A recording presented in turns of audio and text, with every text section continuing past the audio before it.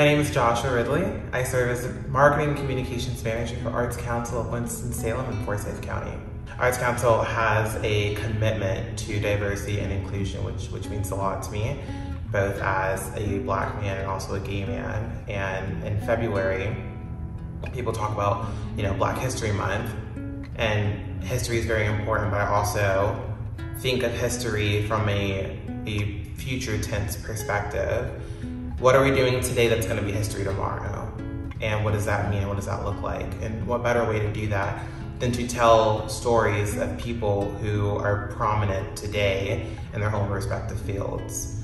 And so one day I came up with a title, Stories from Black Artists, Advocates, and Administrators, where I found 6 people and interviewed them to uplift their voices and talk about their work and their passions and how art can be used as social change and how the work that they're doing is uplifting the community here in Winston-Salem and Forsyth County. We have Nathan Ross Freeman, who is Artistic Director and co-founder of Authoring Action, who's also a playwright. We have Shannon Stokes, my colleague here, who's a Black woman in the field of arts administration and just did a cohort with South Arts for the emerging leaders of color.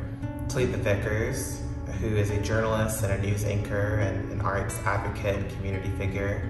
Jackie Alexander, the artistic director of the North Carolina Black Repertory Company. And then Owens Daniels, who's a photographer who captures the work of social justice and Black rights through the lens of photography. So we have all these different mediums of art and different people with different backgrounds, but there's a common thread of Black art and the power that holds.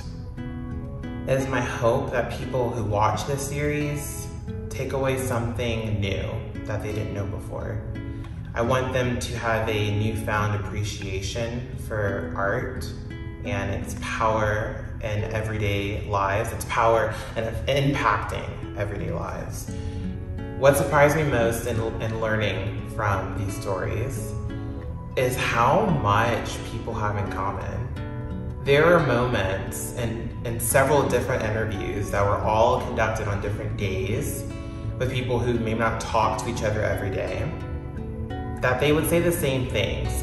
I would hear the same phrases being mentioned, and it was just funny to me to witness that live in conversations. I think it's interesting how the passing of information and conversation, we find that we have a lot more in common with each other despite our differences. And that's one thing about society I never quite understood, is the focus on different. Why is different seen as bad? Different is not bad, objectively speaking. Different is good. And so I think in sharing knowledge and stories and experiences with each other, it connects us all. And then you can see that in this video series and in just literature and books and art forms. It's taking and reshaping and sharing and passing on, and it creates this full circle moment between people. There are several things to look forward to in this video series. You get to really get a sense for who these people are, even if you already know them, and then even if you don't already know them. I think they really share their truths. And it's such an honor to be able to witness that live and have the permission to re-share that story. And I hope that when people watch this video series, that they have that same appreciation I did for these authentic people sharing their authentic truths. Aside from being an arts administrator, I'm an artist myself, and I typically focus more on performing arts, specifically music and songwriting and production. I never really identified as a filmmaker, but this series brought something out of me, and I'm excited to explore that more in the future, especially with Arts Council. The origins of this series was so spontaneous. I honestly didn't have a plan, it wasn't thought through. I just went off of intuition and feeling, and this thing came about, and I'm glad it really did.